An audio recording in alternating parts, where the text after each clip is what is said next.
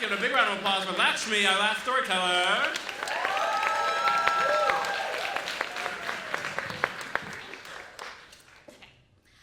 So, in a study of adopted twins, they found that twins raised apart in different families were actually more similar than twins raised together in the same family.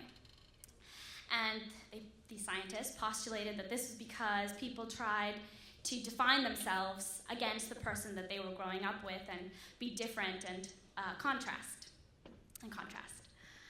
My sister and I aren't twins, but for a long time my mom dressed us very similarly for convenience, and she would braid our hair in identical pigtails, and we were less than 2 years apart and roughly the same height, so people did mistake us for twins. Once we could pick our own clothes and do our own things, we tried to define ourselves in contrast. She would organize all of her crayons in rainbow color order. I would dump those crayons out on the floor and look through it. That was my style. She was very quiet and would take things apart, little clocks and things apart. I was very talkative and liked to write things down and make up stories. She was also a crybaby. She was a little bit younger.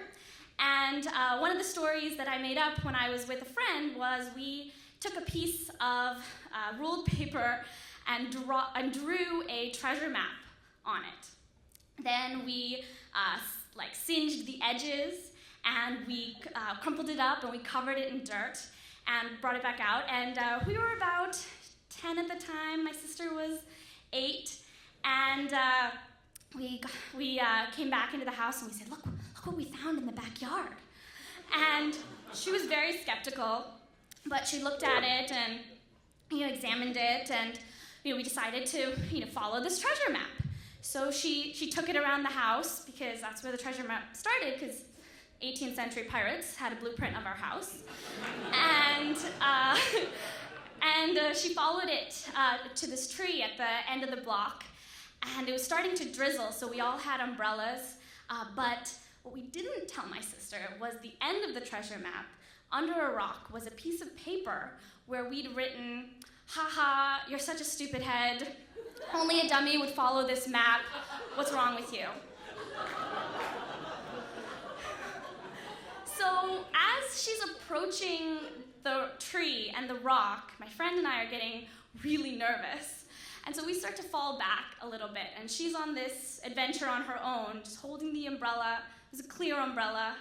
And she stands under the tree, and she picks up the rock, and I see her, open the piece of paper and read it, and just stand there quietly for a moment. And my friend and I are slowly pacing backwards, further and further. She drops the umbrella, turns around, screams, and starts just chasing us down the block. We run into the house and slam the bedroom door, and we're hiding from her because she's screaming and crying outside. She's a crybaby. And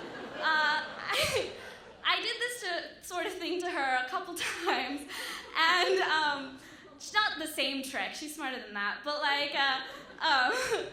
but it was always a joke that if one of us was happy, the other one was crying, and this kept going throughout our lives. And I realized as I grew up, we both grew up, she seemed to know with more and more certainty what she wanted to do and have a stronger sense of self, and I grew more lost, and I did cry over frustration and heartbreak, and we also drifted a little bit in that time.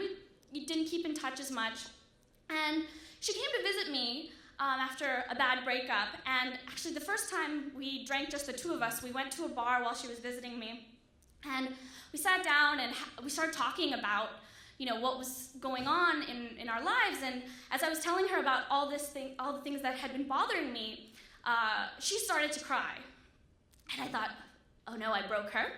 And I comforted her, and we found an equilibrium where we both were happy, and nobody needed to cry. Thank you.